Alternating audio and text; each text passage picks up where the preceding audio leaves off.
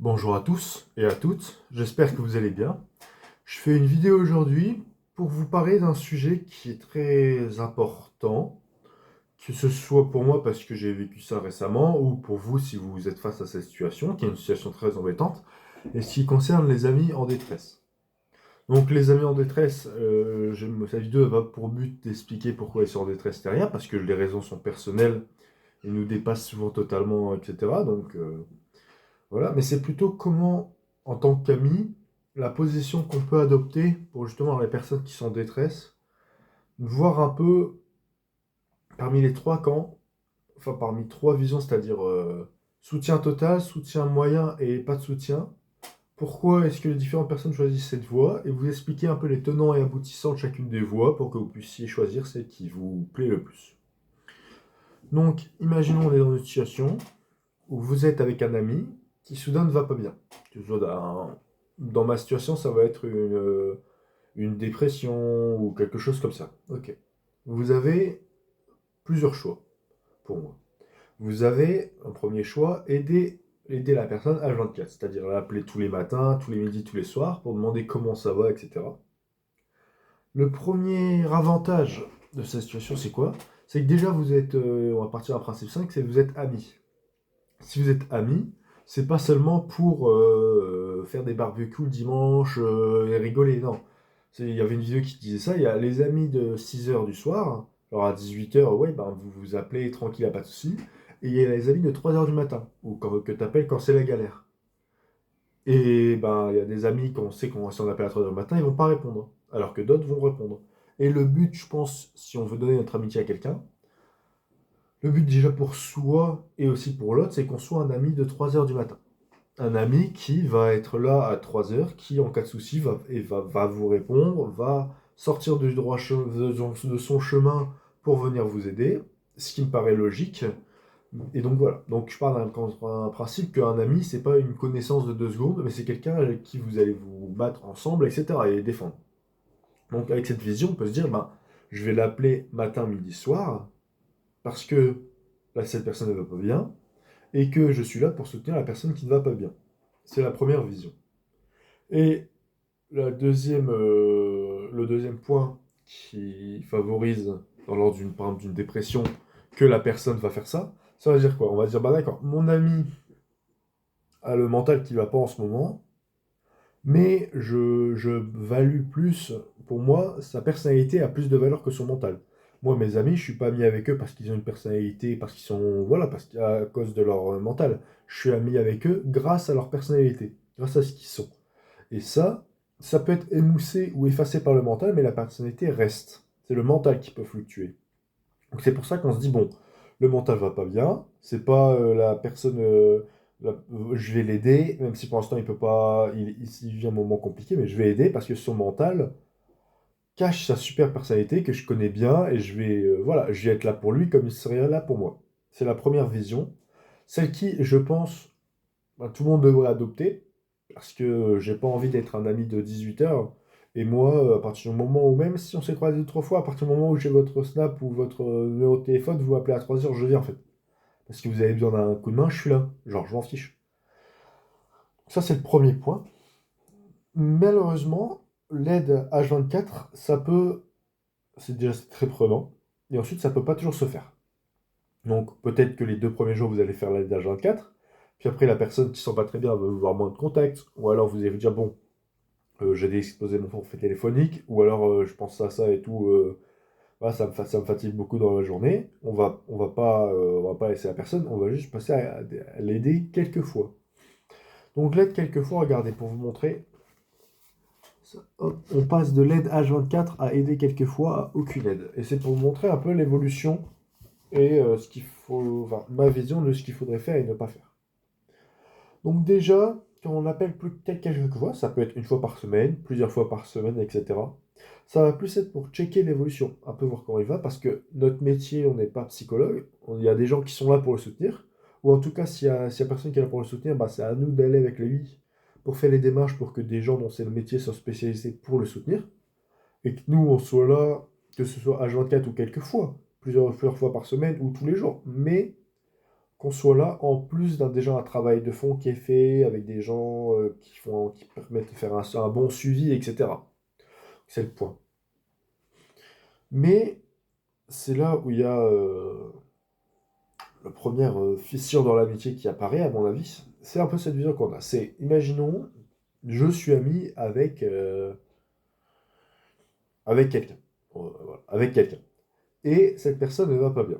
Bon, je suis son ami, je reste avec lui. S'il va pas bien et qu'il m'appelle, je lui réponds avec plaisir. Je l'appelle de temps en temps pour prendre ses nouvelles. Totalement normal. C'est mon ami. Enfin voilà, je l'aime bien. On va l'aider. Sauf que du coup, la relation d'amitié ne passe plus dans un donnant-donnant. Ça passe dans quelqu'un qui donne, parce que la personne ne va pas bien, et la personne reçoit. C'est comme quand tu payes ton coût, comme quand tu payes le resto, bah, tu t'attends à ce que la personne te rembourse, ou tu t'attends, voilà. Enfin, faut pas commencer à payer les restos à chaque fois que tu y vas avec cette personne. C'est un peu pareil. Sauf que là, tu te rends compte que bah, la personne est en situation de précarité, qu'elle ne pourra pas te rembourser tout de suite. C'est pas grave, ça fait partie des investissements, même si j'ai du mal d'appeler des amis des investissants, mais ça fait partie un peu des visions qu'on a, où on nous dit, c'est bon, genre, j'ai des bons amis, ils ont vu que j'étais là pour eux, ils seront là pour moi. Une vision qu'on a, parce qu'on sait jamais, jusqu'au moment où tout va mal, moi demain je vais mal, et ben c'est là où on voit vraiment ses amis. C'est ceux qui continuent de répondre, c'est ceux qui continuent d'être là, et c'est très important. Très important ces amis-là. Bon, voilà. Et donc, c'est les points de. Quand on passe zapper quelques fois, c'est vraiment. On va être là dans l'avancement, mais on va vraiment laisser la spécialité, enfin, l'avancée en elle-même à des spécialistes, à des aides, parce que nous, on est psychologue et ça fait une grosse charge mentale. Ensuite, oui, c'est du coup, on passe plus d'une situation de donnant-donnant, mais ça, on donne sans espérer recevoir, voilà, en espérant recevoir plus tard, et il n'y a pas de souci avec ça. Franchement, je paye des restos, on m'a pas remboursé dans la seconde ou dans la semaine, je m'en fous. Parce que justement, c'est un ami et il mérite bien tous les restos du monde. Donc voilà, cette vision. Et la deuxième fracture, ça va être quoi? Ça va être, je disais tout à l'heure, que la personnalité est plus importante que le mental.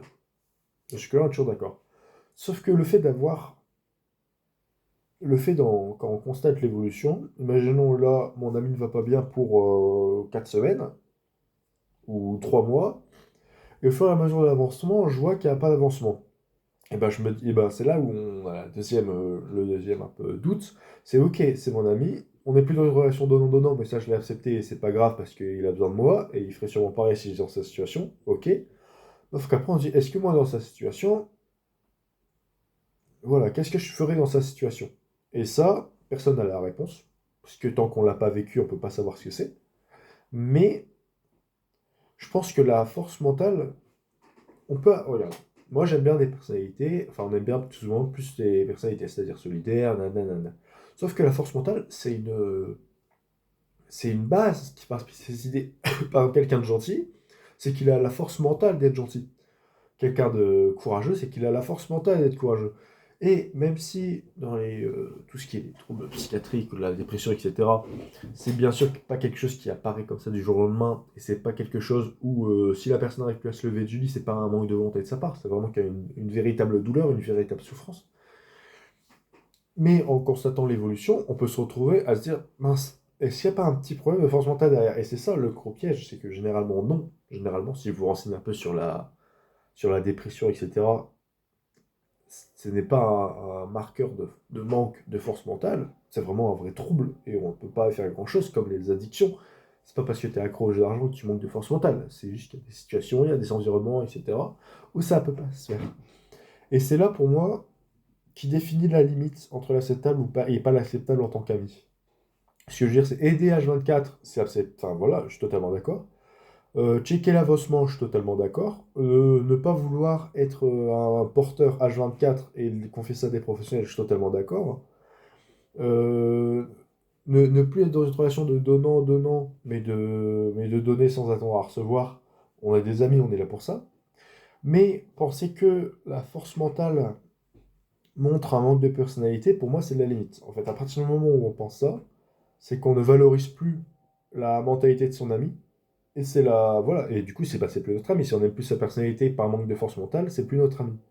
Donc pour moi, c'est la rupture à laquelle il faut pas dépasser cette rupture. C'est vraiment un point de rupture entre avant, voilà, en tant qu'ami, ce que je peux faire et tout, tout ce que je vais faire, et où j'ai resté dans le côté amitié, parce qu'on est là pour ça.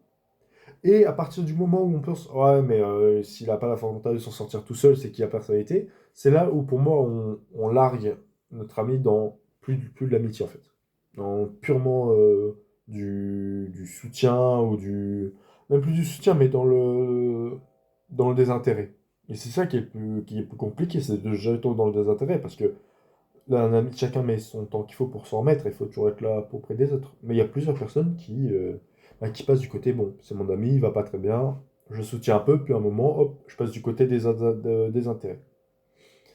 Et une fois qu'on est passé du côté des intérêts, c'est quoi? C'est qu'on n'aide plus. On n'aide plus la personne qui ne va pas bien. Alors, en règle générale, moi, mes amis ne m'aident pas forcément. Ou voilà, on se voit de temps en temps et tout, c'est une aide sociale, mais voilà, ils vont pas commencer à m'aider à faire mes devoirs, et je vais pas commencer à les aider à draguer les filles, tu vois. Genre, y a pas d'aide. Mais disons que mais là, face à une personne en demande d'aide, ils ne vont pas donner de l'aide. C'est ça la vision. Moi, avec un ami, s'il me demande de l'aide, bah, je vais l'aider. Si un ami me demande pas d'aide, bah, je vais pas l'aider. On va se voir de temps en temps, mais je vais pas l'aider plus que ça parce qu'il m'en demande pas.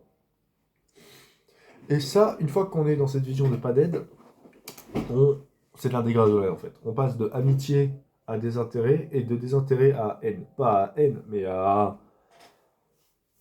On aime plus du tout cette personne. Pourquoi? Parce que dans la première ligne, je disais le fait que nous, on soit là pour soutenir la personne, puis ensuite on va checker l'avancement. Une fois qu'on s'est désintéressé totalement du côté émotionnel de la personne, on va se rendre compte que peut-être qu'il n'y a pas d'évolution, ou peut-être que l'évolution est trop lente. Et du coup, on va se mettre à dire, ouais, mais de toute façon, c'est une personne qui veut pas nana, elle veut pas ci, elle veut pas ça. Et du coup, ça ne va pas un ennemi parce qu'elle nous a rien fait, mais ça devient totalement désintéressé. Voire même, et c'est justement cette vision-là qui va être néfaste envers d'autres amis, qui va encore faire de la corrosion dans le groupe, et qui va faire encore d'autres personnes vont lâcher parce qu'ils vont dire ouais mais regarde cette personne, ça fait 3 mois qu'elle bouge pas, elle va pas bouger maintenant. Ah ouais t'as raison. Et ben paf, il a perdu quelqu'un, une personne est tombée dans le désintéressement. Et c'est pour ça que si jamais vous tombez dans le désintéressement d'une personne, bah dites juste je m'occupe plus de son cas. Ça peut arriver franchement. Si moi demain j'ai une personne qui commence à m'appeler tous les jours et tout, qui m'ennuie, ben je vais tomber dans le désintéressement au bout d'un moment. C'est totalement humain. Mais c'est pas parce qu'on est dans le désintéressement qu'il faut casser du sucre sur le dos de l'autre. Donc voilà, dans cette situation où vous êtes désintéressé, dites juste ah, cette personne, ouais, on a passé un coup de fil il y a quelques temps, mais maintenant on n'est plus trop en contact et tout, voilà, point.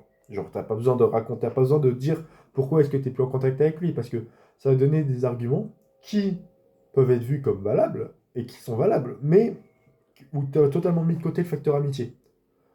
Faire 200 km pour une soirée, bah, c'est totalement con. Ouais, mais c'est pour un pote. Du coup, ça va. Voilà, donc c'est pour ça en fait. Tout dépend de pour qui tu fais. Et si pour toi c'est pas un ami, bah, ça va te paraître bizarre, alors que pour l'autre personne qui est son ami, ça va paraître normal.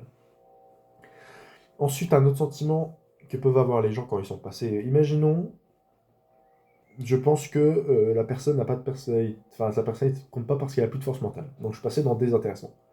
Mais je me considère, enfin voilà, on est toujours en appel et tout. Bah, je vais développer un sentiment en moi qui va être, je suis utilisé en fait.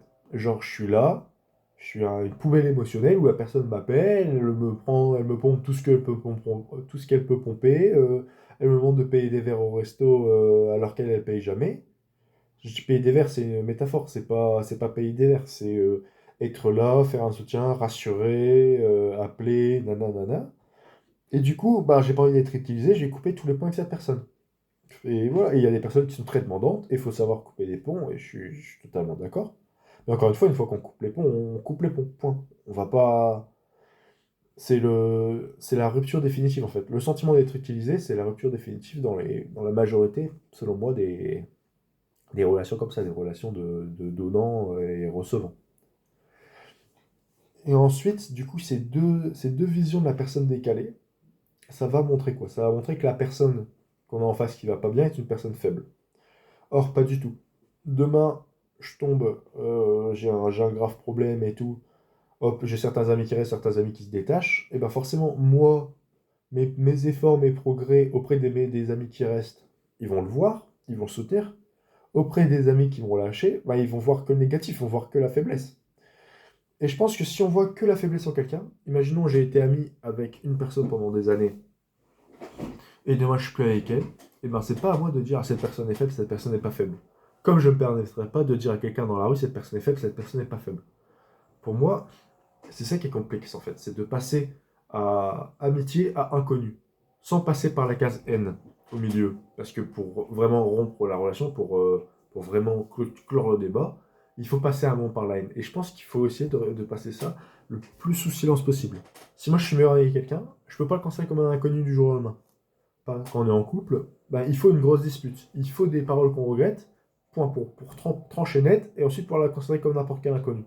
C'est ça le point que j'ai envie de mettre en avant, c'est ne tomber pas dans la haine de la personne qui va pas bien, essayer de la soutenir au maximum, et voilà, après chacun donne ce qu'il peut donner, chacun soutient ce qu'il peut soutenir, et après on a une société qui heureusement soutient les personnes qui ne vont pas bien, et un jour ce sera peut-être votre tour, et vous serez bien content d'être soutenu, et vous, voilà, on remarquera ses vrais amis à ce moment-là.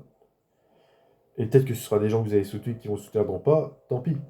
Donc voilà, moi c'est ce que je dis vis-à-vis des gens, ouais, c'est un jour tu vas pas bien et tu penses qu'il y a combien d'amis qui restent avec toi, je m'en fiche, mais voilà, j'espère pas que ça m'arrive, parce que pour l'instant j'en ai pas besoin et je suis bien content de pas en avoir besoin, je vais pas m'inventer des problèmes alors que j'en ai pas.